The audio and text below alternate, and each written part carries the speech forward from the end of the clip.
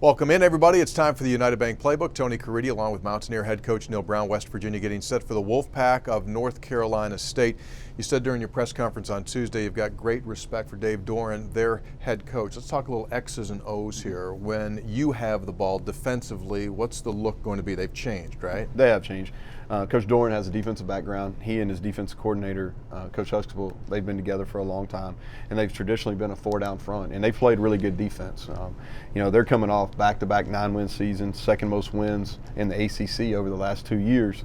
But they made a change in the offseason, and they brought in Tony Gibson, former defense coordinator here, and they've switched to a three-down front, and they've had great success with it through 2 weeks, having allowed a touchdown, 49 yards rushing, and so normally you would go back and you watch a lot of the previous year to kind of have an idea of how they're going to play it.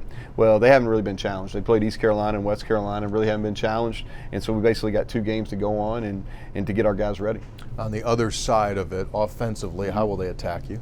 And new coordinators as well. Last year's coordinator went. He's the head coach at App State now. They want to be balanced. For as long as Dave's been the head coach, whether it was at Northern Illinois or at NC State, they want to establish a run. I think they're 4 years in a row, they've had a 1,000-plus yard rusher, and that's what they want to do. They're going to come in here and try to establish a run, just like Missouri did. We've got to be able to do that, and they do a nice job of finding their tight ends in the vertical pass game. From a physical standpoint, it was a topic that was talked about a good bit during your press conference. There's no secrets to it, right? You just have to become more physical collectively. Yeah. When you're playing big boy ball, you got to play physical, and we haven't been physical enough through 2 games, really on either side, and that's something that we've got to focus on this week. And we've got to get better.